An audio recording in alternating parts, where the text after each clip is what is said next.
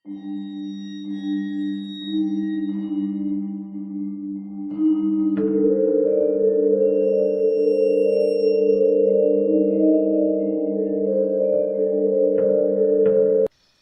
පුතේ බලපන් අප්පච්චි එනවද කියලා.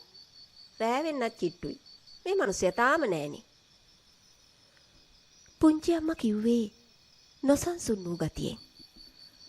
ඇඟ මැලි කඩපු පුංචි අම්මගේ පොඩි පුතා පැතුම් කුස්සියේ වහලා තිබුණු බාගේ දොර ළඟට උනේ තමන්ගේ එක කුස උපන් එක මොහොතෙම මෙලව එළිය දැක්ක මන්ද මානසික රෝගයකින් පෙළෙන ජනිත් කියන තමන්ගේ අයියට යාතු කර්මයක් කරන්නට දින වෙන්කර ගැනීමට කට්ටඩියෙක් මුණ ගැහෙන්න ගිය අප්පච්චි එනවද කියලා බලන්න. හතර වටින් ඇඳිරිය වැටී තිබුණු අතර අවට පරිසරය මූසල කරවන තරම් අධික වර්ෂාවක් ඒ වන විටත් ඇද හැලෙමින් තිබුණා. කෑලි කැපිය හැකි තරම් මීදුම සහ නොනවත්වා හමන හුලග පරිසරයේ මූසල බව දෙගුණ තෙකුණ කළා. පැතුම් මල්ලි දොරේ එල්ලිගෙන අප්පච්චි පේන්න නෑ අම්මේ කියා කියනවත් එක්කම ඉර පායලා නොපෙනී ගියා වගේ මුළු පරිසරයම ආලෝකමත් වුණා. ඊළඟට සිද්ධ වෙන්නට යන දේ ගැන කියන්න ඕන නෑ. පැතුම් මල්ලි කන් දෙක වහගෙන දිව්වේ පුංචි අම්මගේ තුරුලට. දඩෝන් ගාලා අකුණක් පුපුරලා ගියේ ගෙදර ජනෙල් වල වීදුරු පවා සොලවමින්. ඒත් එක්කම ඇහුනේ චන්දරා ඔය ලුණු පොල් කට්ටක් අරගෙන ආවනම් කියන හඬ. ඒ හඬ ඇසෙනවත් එක්කම පුංචි අම්මගේ මූණට ලේ බිඳක් උණපු බව මං හොඳ හැටි දැක්කා. මෙතෙක් වෙලා නාකි බල්ලෝ කොළඹ යනවා වගේ වැඩ කරපු පුංචි අම්මා ලුණු පොල් කට්ට අරගෙන තප්පරයට දෙකට කුස්සියේ දොර ළඟ හිටගත්තේ බාප්පගෙන් යාතු කර්මයේ පිළිබඳව විස්තර දැනගැනීමේ බලාපොරොත්තුවෙන්. පුංචි අම්මගෙන් ප්‍රශ්න වැළයි. කිසි දෙයක් ඇහුනේ නෑ වගේ කකුල් දෙකේ එල්ලී ලේ උරාබොන කූඩැල්ලන්ගේ ඇඟේ ලුණු සුවල්පයක් ගා ගැලවී යන කූඩැල්ලන් සියල්ල බාප්පා විසින් පොල් කට්ටකට දමනවා. එකවරම හඬ අවදි කළ බාප්පා කීවේ තේ කාට ඩිංගක් බීලා ඉමුද කියලා පමණයි. විනාඩියක් ගියේ නෑ. පුංචි අම්මා තේ හදලත් අවසానයි. ගෙට ගොඩ වූ බාප්පා මා අසලින් වාඩි වී හකුරු කෑල්ලක් සමග තේ කෝප්පේ රස විඳිනවා. පුංචි අම්මත් මමත් පැතුම් මල්ලිත් හැමෝම බලාගෙන ඉන්නේ බාප්පගේ මුවින් මීළඟට පිටවන වචන ටික දැනගන්නකම්. හකුරු කෑල්ලකා තේගුරු දෙකක් පමණ සප්පායම් වුණු බාප්පා කීවේ බණ්ඩාරවෙල පැත්තේ ගුරුන් නාන්සේ කෙනෙක් මුණ ගැහුණු අතර තව සති දෙකකින් එන කෙම්මුර දවසක යාගයක් පවත්වන බවයි. එය කියා අවසන් වනවත් සමගම පුංචි අම්මා ළඟට පැමිණියේ පැතුම් මල්ලිට විනාඩියකට පෙර මෙලව එළිය දුටු ජනිත් මල්ලි. අවුරුදු 12ක් පමණ වුවත් ඔහුට කතා කරන්නට බෑ. නිතර කලබලකාරී ඔහු මෙල්ල කළ හැක්කේ පුංචි අම්මාට සහ බාප්පාට පමණයි. නිතර අත්පුඩි ගසමින් ඇවිදීම කරන ඔහු බිත්තිවලට පහර දෙනවා. ඔහුගේ ඇසට නුපුරුදු පුද්ගලයෙක් නිවසට පැමිණියහොත් ඔහුටත් පහර දීමට මල්ලි පසුබට වන්නේ නෑ. මොහුගේ මේ අසනීපය නිසා පුංචි අම්මත් බාප්පත් නොසෑහෙන දුකකින් සිටින බව කවුරුත් දන්නා කරුණක්. ඔහුව සුව කර ගැනීමට රැගෙන නොගිය රෝහලක් මේ ලංකාවේ නැති තරම්. වෘත්තියෙන් ගොවීක වූ බාප්පට කලින් යහමින් මිල මුදල් තිබුණත් දැන් පයට දැමීමට සෙරප්පු දෙකක්වත් නෑ. සියලුම ධනය වැය කළේ ජනිත් මල්ලිගේ රෝගය සුව කර ගැනීම සඳහායි. දේශීය වෙදකමින්වත් බටහිර වෙදකමින්වත් පිහිටක් නොවූ තැන දැන් බාප්පට ඉතිරි වී ඇත්තේ බලි තොවිල් කිරීම පමණයි. කහට කෝපයේ සප්පායන් වුණු බාප්පා බුර බුරා ගිනිදැල් නටන ලිප අසලට ලංගුනේ දෑත් ලිපට අල්ලා රත් කරගන්නටයි. පුංචි අම්මා සැනසුම් සුසුමක් හෙළුවා. මේ කොල්ලට මේකෙන්වත් හොඳක් වෙනවනම්. එසේ කියා ජනිත් මල්ලීව තුරුළු කරගෙන ඔලු අත ගන්නට වුණා. සියල්ල දෙස නිහඬව බලා සිටිමා බංකුවෙන් නැගිට්ටේ කම්පා සහගත සිතකින්. ඇයිද කිව්වොත් පුංචි අම්මගේ වේදනාව මං අවුරුදු 10ක් මුළුල්ලේම දකිනා නිසයි. පුංචි අම්මේ මං ගෙදර යනවා. මේ වැඩෙන් පස්සේ නම් කොල්ලට හොඳ වෙනවමයි. මට ඒක ෂුවර්. කල්පනා නොකර ඉන්නකෝ. එසේ කියා මා ගෙදර යෑමට සැරසුණා. වැස්ස සැර වැඩි බං. අද මෙහෙ ඉඳලා හෙට ගියා නම් හරි නේද? ලිප දිහා බලාගෙන හිටපු බාප්පා හඬාවති කළා. බෑ බාප්පේ. වැඩ වගේක් තියෙනවා.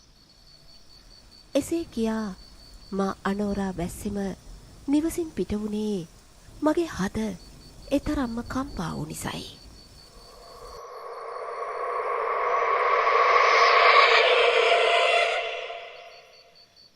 දවසින් දවස හෙමින් ගෙවිලා ගියා.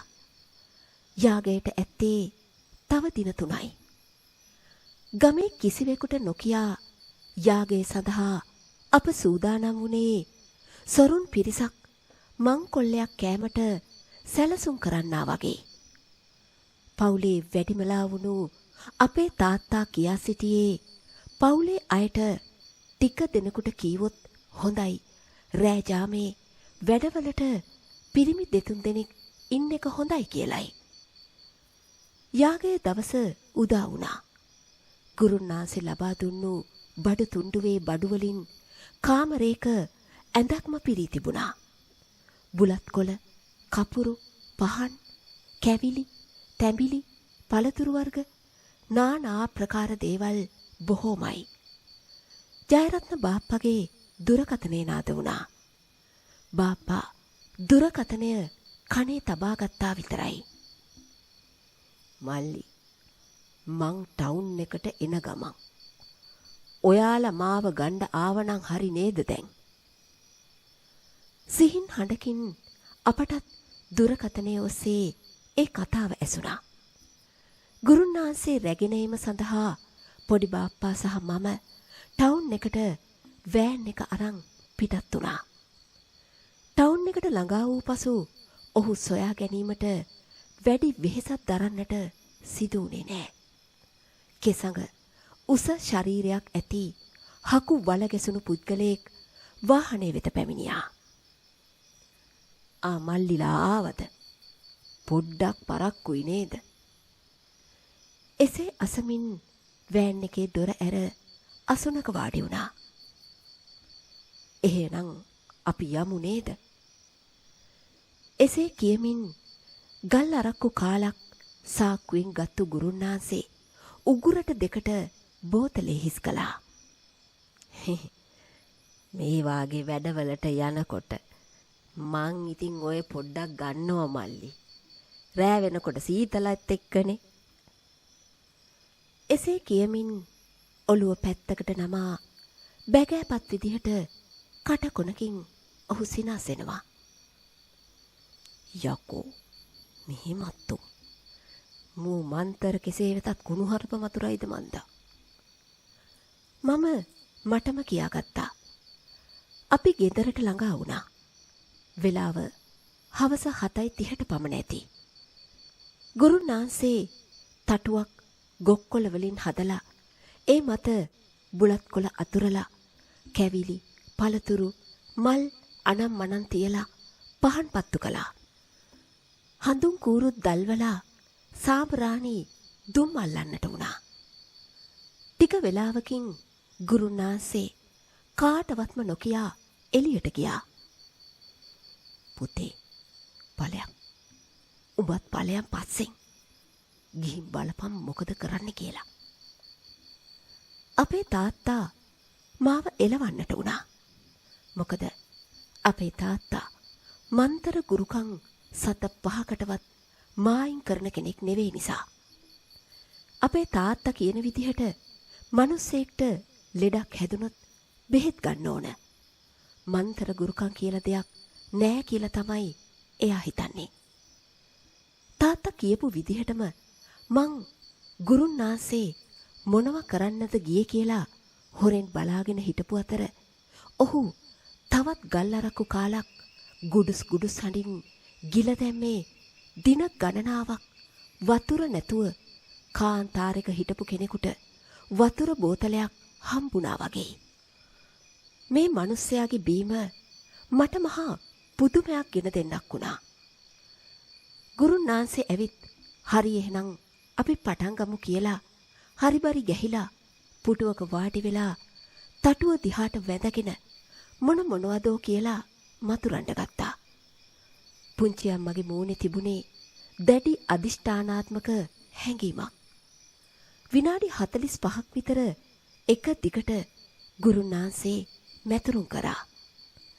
මට නම් හිතුනේ ගල්වල පවර් එක හින්දා මේ මිනිස්සයා වෙරි මරගාතේ කියවනවා කියලයි. මොකද ඔහුව එක්කගෙන ඒමට ගිය මොහොතේ පටන් ඔහුගේ හැසිරීම මට ඒ තරම් ඇල්ලුවේ නැති නිසා. එක පාරම මැතිරිල්ල නතර වුණා. මේ ගෙදරට හුනියමක් කරලා මේ දරුවට ඒක පෑගිලා ඒකයි මෙහෙම වෙලා තියෙන්නේ. පුටුවෙන් නැගිටපු ගුරුන්නාන්සේ එහෙම කියන්ට වුණා. පුංචි අම්මා මල්ලිව තුරුල් කරගෙන බිම වාඩි වී සිටි අතර අනේ ගුරුන්නාන්සේ මගේ පුතා බේරලා දෙන්න. එසේ කියමින් වැඳගෙන අඬන්නට වුණා. ඇගේ ඇස් වලින් කඳුළු විදිනවා වගේ. බාප්පා බිත්තියට ඔළුව තියාගෙන බලාගෙන හිටියා. "හතයෝ තරහකාරයෝ එහෙම ඉන්නවද?" ගුරුන්නාන්සේ බාප්පගෙන් අහනවා. බාප්පා නින්දෙන් අවදි වුණා වගේ ඔළුව ගසලා "ඔව් පහළ ගෙදරුන් අපි මෙතන පදිංචියට ආපු දවසේ ඉඳන් නයි වෛරයි." එසේ කියන්නට වුණා. "හරි. එහෙමනම් අපි හුනියම අයින් කරමු. රෑ 12න් පස්සේ තමයි කරන්න ඕන. හෙට කල්ලිමු නේද?" එසේ කියා ගුරුන්නාන්සේ යාගයේ ඉතුරු කොටස සඳහා අවශ්‍ය දේවල් සූදානම් කරන්නට ගත්තා. රාත්‍රී 12ට තව පැය 2මාරක් පමණ ඇති නිසා එළියේ මඩුවේ ගිනි මැලයක් ගසා කට්ටිය ගිනි තපින්නට වුණා.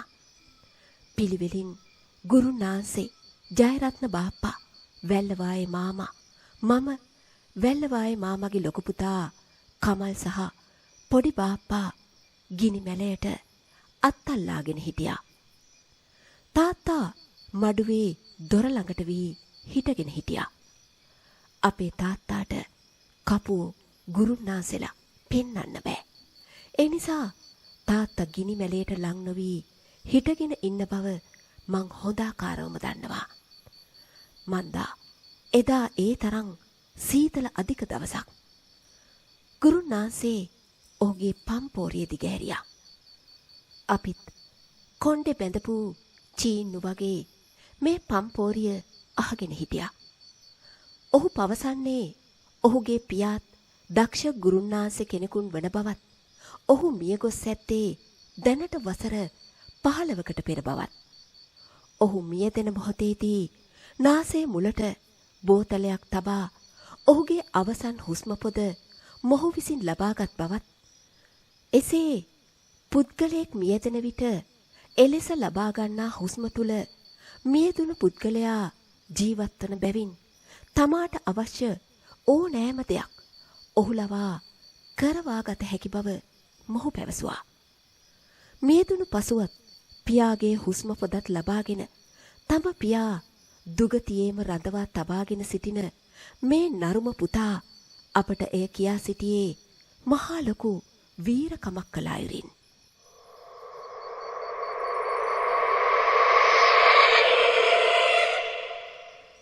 වෙලාව හෙමින් ගෙවිලා යනවා. කෑලි කැපිය හැකි දැඩි අන්ධකාරය මකා දමන්නට වොට් 60ක පමණ විදුලි බල්බයත් මලානිකව දැල්වෙන ගිනි මැලයත් දැඩි සටනක නිරත වෙනවා. ගුරුනාසේ කරවල කෑල්ලක් ගින්නට තමා ඒ මේ අත පෙරලනවා. මෙය යාගයේ ඉතිරි අංගය සඳහා කියා අපි කවුරුත් දන්නවා. තොර තෝංචියක් නැතුව පුරාජේරුව දෙඩ වූ ගුරුන්නාසේ කතාව වෙනම මානයකට අරගෙන ගියේ මේ අතරතුරදී. දැන් මෙහෙමයි. හූනියම කපන්න නම් ටිකක් මහන්සි වෙන්න වෙයි. පාන්දර 1ට විතර කනත්තට යන්න ඕනේ. අලුත වලලාපු සොහනකුත් ඕන. රීරියකා ගෙන්නන්නත් ඕනේ. ඌ තමයි මේ හූනියම ගොඩගන්නේ. හූනියම ගොඩ ගත්තු ගමන් මං මේ විනය කරපු කෙනා ගෙන්නලා දෙනවා. ගුරුනාන්සේ එක හුස්මට කියාගෙන යනවා. හා තවත් සුණංගු වෙන්නේ මොකටද? වැඩේට යන්. ගුරුනාන්සේ පුච්චාගත් කරවල කැබලිත් අතතිව ගේ ඇතුළට අපිවත් එක්කගෙන ගිහින් නැවත පිදේනි තටුවක් සකස් කර බිත්තර මස් මාළුත් තබා කොස් කොළවලින් ගොටු සාදා කෙල ගසා දෙන ලෙස කියා සිටි අතර අපි සියලු දෙනාම ඔහු පැවසූ අයුරින්ම එය කළා. ගුරුනාන්සේ මන්තර ජප කරන අතර වැල්ලවායේ මාමා පිදේනි තටුව වටා දුම්මල ගැහුවා. දුම්මල කුඩු පන්දමේ ගිනි දැල්ල සිප ගනිද්දී මුළු ගෙදරම ආලෝකමත් වී සැනකින් නිවී යන්නේ මුළු නිවෙස පුරාවටම গুপ্ত බවක් ඇති කරවමින්. පැය භාගයක් පමණ මන්තර ජප කරපු ගුරුනාන්සේ හරි දැන් යමු. සොහොනට යන්න වැඩිහිටි 3 දෙනෙක් විතර ආවනම්. ගුරුනාන්සේ මන්තර ජප කිරීම මදකට නතර කර එසේ කියා නැවත මන්තර ජප කරමින් යන්නට සැරසුණා. වැල්ලවායේ මාමයි ජයරත්න බාප්පයි ඉදිරිපත් වූ අතර මන්තර ජප කරන අතරෙම ගුරුනාන්සේ එක ඇඟිල්ලක් ඔසවා තව කෙනෙකුට ආරාධනා කළා. කවුරුන් හෝ ඉදිරිපත් වේයයි සිතා එකිනෙකා මූණින් මූණ බලාගත් අතර අපේ තාත්තනම් කොහොමවත් ඉදිරිපත් නොවන බව මා ඉඳුරාම දන්නවා.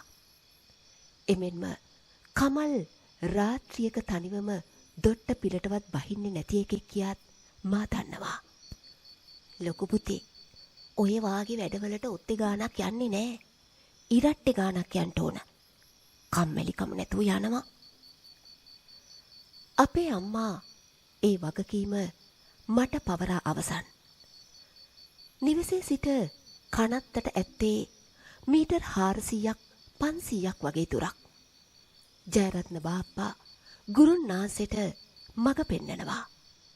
ගුරුනාන්සේ ගිරයට සිර කරගත් දෙහි ගෙඩියක් හා තවත් දෙහි ගෙඩි කීපයක් අතතිව ගමන් කරනවා. ගමන් ගන්නා මාර්ගයේ ඇති සෑම මන්සන්දියකම නතර වී ඔහු දෙහි ගෙඩියක් ගිරයෙන් දෙපෑ කරනවා. අවට පරිසරය හරිම නිස්කලංකයි. කිසිම හැල හොල්මනක් නෑ. අන්ධකාරය සියලු දේම ගිලගෙන හමාරයි. යාන්තමට පාර සොයා ගැනීමට ඇත්තේ පන්දන් 2ක් විතරයි. වෙනදා ඕනෑ තරම් මහ රෑට එළිබහින නමුත් අදනම් මාගේ සිතට බය කියන දේ ඇතුළු වී හමාරයි. නැවත හැරී ගෙදර යෑමට සිතුණු අවස්ථා එමටයි. එසේ කළහොත් නැවත කලිසමක් අඳිනවාට වඩා නිර්වස්තරයෙන්ම සිටීම ගුණදායකයි කියා මට සිතුණා. සිත ඒ මේ අත දුවනවා. අඩි 10ක් ගමන් කළහොත් 3 වතාවක්ම මා පසුපස හැරී බලන්නේ පන්සලේ බුදුමැදුරේ ආලවක යක්ෂයාගේ රුව මතක් වෙන නිසායි. කෙසේ හෝ අපි කනත්තට පැමිණි අතර අලුත වලලාපු මිනී වලක් ළඟ ගුරුන්නාන්සේ නතර වී මන්තර ජප කරනවා. මිනීවල 4 කොනට දුම්මල ගහනවා. දෙහි කපනවා. වැල්ලවායේ මාමා ගුරුන්නාන්සේට ආවතේව කරනවා. ඔහුගේ මුවේ නම් බිහිතියක් චකිතයක් දකින්නටවත් නැහැ. නමුත් ජයරත්න බාප්පණන් කුරහන් ගලක් මෙන් ඒ මේ අත ඇමරෙනවා. ඊට නොදෙවෙනි මට මුත්‍රා පිට නොඋනේ ඇයිදයි කියා මා තවමත් දන්නේ නැහැ. හොල්මන් චිත්‍රපට රසිකයෙකු මා එම චිත්‍රපටයක රූප රාමුවක සජීවී අත්දැකීමක් ලැබීමට කිසිදා බලාපොරොත්තු වූයේ නැහැ. ගුරුන්නාන්සේ ජප කරන ගමම්ම සොහොනෙන් පස් පිඩක් මල්ලක දමාගත් අතර මල්ලේ කට තදින් ගැට ගැසුවා. වයසක ගෑනු ආත්මයක් ඉන්නේ. මෙයා අරන් ගිහින් ගෙදර කඩුල්ලේ තියලා බඳින්න ඕන. නැත්තම් රීරියකා ආවහම නැතියක්කුත් එන්න හදනවා. ගුරුන්නාන්සේ එසේ කියන්නට වුණා. වයසක ගෑනු ආත්මයක් කියපු ගමන් මගේ ඔළුවට ආවේ බේකරිය ගෙදර කිරියම්මා. කිරියම්මා මිය ගොස් දැනට මාස 3ක් විතර. මෙතෙක් වෙලා කලබලෙන් වගේ සිටි බාප්පා හඬ අවදි කළා. මේ බේකරිය ගෙදර ලතා නැන්දගේ සොහොන නේද මේ? කට මේක යක්කුගේ තැන. ගුරුන්නාන්සේ එකවරම කීවේ 3 දෙනාවම ගැස්සිලා යන ආකාරයෙන්. දැන් අප සමග ඉන්නේ බේකරියේ ගෙදර කිරියම්මා කියලා මට විශ්වාසයි. නමුත් සිතේ ඇත්තේ යම් දුකක්. ඇය මාහට කුඩා කල හරීම ආදරෙයි. බේකරියේ ඉතුරු වෙන කෑම ಜಾති ඇය මට කොතෙකුත් ලබා දී තිබෙනවා. ඇයට මා පේනවා ඇති. ඇය දැන් මා ගැන කුමක් හිතනවා ඇතිද? ජීවත්ව සිටියේදී ඇය පින් දහම් කළානේ. ඇයි මෙහෙම උනේ කියා මගේ සිත ඒ මේ අත දුවනවා. මට කනස්සල්ලක් දැනෙනවා. කට්ටිය දැන් යන්නට සැරසෙනවා. මා නිවි යෑමට ඔන්න මෙන්න තිබුණු පන්දමට භූමි තෙල් ටිකක් තමා නැවතත් පණ ලබා දුන්නා. ආවා වාගේ නෙමෙයි යනකොට ටිකක් සද්ද බද්ද ඇහි. බය නැතුව එන්න ඕනේ. පස්ස බලනවා එහෙම නෙමෙයි. ගුරුනාන්සේ කනත්තෙන් පිට වෙන්නට පෙර අවවාද කරනවා. ටික දුරක් ගමන් කරන විට ගුරුනාන්සේගේ කතාව ඇත්ත බව අපට පැහැදිලි වුණා. ජයරත්න බාප්පා පෙරමුණේ ගමන් කළා. ගුරුනාන්සේ දෙවනුවත් මම තුන්වෙනුවත් පිටුපසින් වැල්ලවායේ මාමත් වැල්ලවායේ මාමට පිටුපසින් තවත් අමුත්තෙක් අප සමග එන බව අපට ඇහෙනවා. මිනිහෙක් පා තබනවට වඩා වැඩි හඬකින් යමෙක් පොළව මත ගැටෙන හඬ අපට ඇසුණා. එය විශාල මීහරකෙක් ඇවිදිනවා වැනි හඬක්. විටක මට පිටුපස හැරී බලන්නට සිතෙනවා. එහෙත් එසේ කිරීමට තරම් මාගේ සිත එහිදී ශක්තිමත් වී තිබුණේ නැහැ. අප නිවසට පැමිණි අතර මා දීර්ඝ හුස්මකින් පපුව පුරවා යවා දැම්මේ ලොකු ජයග්‍රහණයක් ලැබූ අයුරින්. ගුරුනාන්සේ පස් පුරවපු මල්ල අතින් අල්ලාගෙන කඩුල්ල අසලට ගොස් මන්තර ජප කරනවා. පුදුමයක්. මල්ල ඉස්සරහා පැත්තට පැද්දෙනවා. එවිට ගුරුනාන්සේ ඉදිරියට ගමන් කරනවා. තවත් විටක මල්ල වම් අත පැත්තට පැද්දෙනවා. එවිට ගුරුනාන්සේ වමට ගමන් කරනවා. පස් මල්ල ගුරුනාන්සේට පාර කියන බව තේරුම් ගන්නට අපට වැඩි වෙලාවක් ගත වුණේ නැහැ. කුස්සියේ දොරකඩ අසලට ගුරුනාන්සේව රැගෙන ගිය පස් මල්ල එක එල්ලේ පොළවට එල්ලෙන්නට වුණා. ගුරුනාන්සේ අදාළ තැන සලකුණු කරන ලෙස මට දැනුම් දුන් අතර මා අඟුරු කැබැල්ලකින් කතිරයක් ඇන්දා. බේකරියේ කිරි අම්මා හරියටම හූනියම ඇතිතැන පෙන්නන්නට ඇතැයි කියා මට සිතුණා. ගුරුනාන්සේ පස්මල්ල කඩුල්ලේ එල්ලා ඒ දෙසට දුම්මල ගසා අප වෙත පැමිණියේ හරිම උජාරුවෙන්. පුංචි අම්මගේ ඉහේ දැනටමත් මලක් පිපී ඇති බව ඇගේ බලාපොරොත්තු සහගත දැස් කතා කර කීවා. දැන් තමා හොඳම හරිය. රීරියකා ගෙන්නන්ට ඕන. අර වයසක උන්දට මේකක් ගොඩගණ්ඩ හයියක් නෑ. රීරියකා ආපු ගමන් මෙතන ඉන්න කෙනෙකුගේ ඇඟට රිංගනවා. ඔය බවලත් උදවිය ඇතුළට ගිහින් ඉන්ට ඕනෑ. කවුරුවත් බයවෙන්ට දෙයක් නෑ. කලබල කරන්ට හදන්ට එපා. තේ කහට ඩිංගිත්තක් බීලා වැඩේ පටන් ගමු. ගුරුනාන්සේ එහෙම කිව්වා. අපේ අම්මයි පුංචි අම්මයි තේ පිළියෙල කරලා ගුරුනාන්සේට සංග්‍රහ කළා. ගුරුනාන්සේට අරක්කු බොන තරම් වේගෙන් තේ බොන්නට බෑ. පොඩි එකෙක් වාගේ තේ එකට පිඹ තේ එක බොන්නට වුණා. මට කටකොනකින් හිනාවකුත් පහළ වුණා. වෙලාව පාන්දර 2යි. ගුරුනාන්සේ පිදේනි තට්ටුව දිහා බලාගෙන ජප කරනවා. පරිසරයේම අන්ධකාරයේ ගිලගෙන.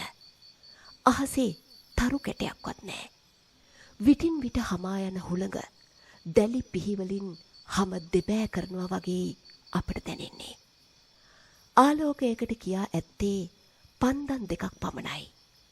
පිරිමි හැමෝම බිම වාඩි වී ඊළඟ නිමේෂයේ සිදුවන්නට යන දේ ගැන බලාගෙන සිටිනවා. මා දෙවියන්ට පුන පුනා කියා සිටියේ මගේ ඇඟට නම් එන්න ඉඩ තියන්න එපා කියලයි.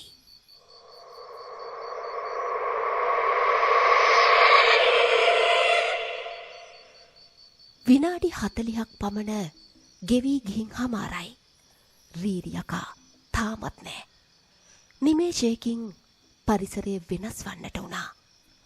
පන්දන් නිවී යන්නට ඔන්න මෙන්න තරමින් හුළඟ වැඩි වුණා. අමුතු සද්ද ඇහෙන්නට ගත්තා. ඌරන් රංචු පිටින් කෑකසමින් වත්තපුරා දුවනවා ඇසෙන්නට වුණා. මා බය වැඩි කමටම වටපිට බැලුවා. පුදුමයක්. හුළඟ තිබෙන්නේ අපේ වත්තේ විතරයි. වැටෙන්නේ හා එකම ගසක්වත් පැත්තෙන්නේ නෑ. දෙවියනේ. මං මටම කියාගත්තා. මීදුමකින් අවට සියල්ල වසාගත් අතර ගුරුනාන්සේ දිගින් දිගටම මන්තර ජප කළා. එක වරම හුළඟ නැවතී ගියේ පරිසරයම නිහඬ කරවමින්. ගුරුනාන්සේ ජප කිරීම අවසන් කළා. ගුරුනාන්සේ සෝදිසියෙන් එකිනෙකා දිහා බලනවා. හැමෝම මූණෙන් මූණ බලාගෙන සිටි අතර වැල්ලවායේ මාමා පමණක් බිම බලාගෙන සිටියා. ඔහු තදින් හුස්ම ගන්නවා. සියල්ල පැහැදිලි. වැල්ලවායේ මාමාට රීරි යක්ෂයා රිංගා තිබුණා. මගේ ඇඟට ලේ ටිකක් කිනුවේ දැනුයි. ගුරුනාන්සේ අත් දෙක දෙපසට කරමින් අපට ඈත් වී මාමට ඉඩ ලබා දෙන ලෙස ඉඟි කළා. සියල්ලෝම මාමට ඉඩ ලබා දුන්නා. මාමා තාමත් ඒ ආකාරයෙන්ම බිම බලාගෙන තදින් හුස්ම ගන්නවා. ඇස් පිය වී තිබුණා. කට දෙපැත්තෙන් සෙම බේරෙන්නට වුණා. මාමා ඇස් ඇර එකවරම ගුරුනාන්සේ දිහා බලා දත් මිටි කෑවා. මාමාගේ මූණේ වෙනදා ඇති සිනහව නෑ. ඇස් රතු පාටයි. මාමා ඌරෙකුමින් ශබ්ද කරමින් එකවරම මා විසින් කතිරයක් ඇඳ ඇති තැන හාරන්නට ගත්තා. බලා සිටින අයට ඇස් අදහා ගන්නට බෑ. මාමාට හිතා ගැනීමටවත් බැරි තරම් ශක්තියක් ලැබී තිබුණා. කර්කශව වියලී ඉරිතලා ගොස් තිබූ මිදුල මාමා ඇඟිලි වලින් ඇන කඩා බිඳ දැමුවා. වරකට කිලෝ 5ක විතර පස් කුට්ටියක් අතින් කඩා වීසි කළා. විනාඩි 2ක්වත් ගියේ නෑ. අඩි 4ක පමණ විශාල වලක් මාමා හාරා දැමූ අතර ඔහු එකවරම මිනිසෙකුට උඩ පැනිය නොහැකි තරම් ප්‍රමාණයක් උඩ පැන අත් දෙකින් යමක්ගෙන ඉතා සතුටින් මෙන් ගේ ඇතුළට දුවන්නට වුණා. ගුරුනාන්සේ මාමට පිහියක් ලබා දෙන ලෙස පැවසූ අතර ඇති වී තිබුණු කලබලය නිසා පිහියක් සොයා ගැනීමට පරක්කු වුණා. මාමා කෝප වී තාත්තාට වැරෙන් පහරක් ගැසූ අතර තාත්තා බිත්තියේ වැදී නලල තුවාල වුණා. පිහියක් ලබා දුන් පසු මාමා කුඩා වීදුරු බෝතලයක් බිම දමා පිහියෙන් වැරෙන් පහර දෙන්නට වුණා. එවිට එම වීදුරු බෝතලය පිහි පහරින් බේරීමට මෙන් ඒ මේ අත පෙරලෙන්නට වුණේ පණ ඇති දෙයක් වගේ. කෙසේ හෝ බෝතලය දෙපළ වුණා. වී ඇට කීපයක් ඉදි කටුවක් තෙල් වගේ දෙයක් බෝතලයෙන් එළියට වීසි වුණා. සියල්ලෝම තුෂ්ණිම්භූත වී බලා සිටිනවා.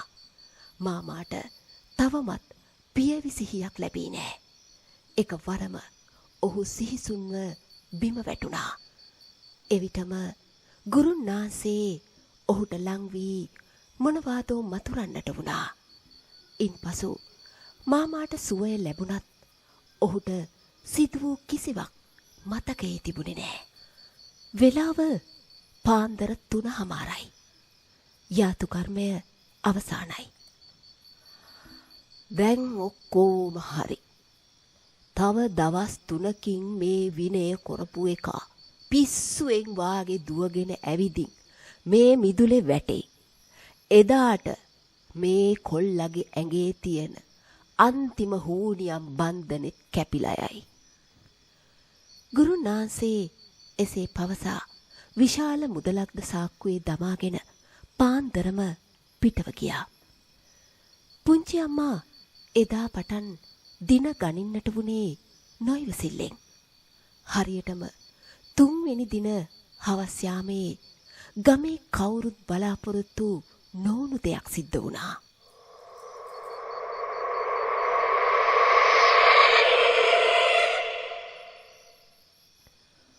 ගුරුනාන්සේගේ අනාවැකිය ඇත්තද බලන්න ඒ දවස් 3ම බාප්පලගේ ගෙදර ගත කරන්න අපි තීරණය කරලා තිබුණේ.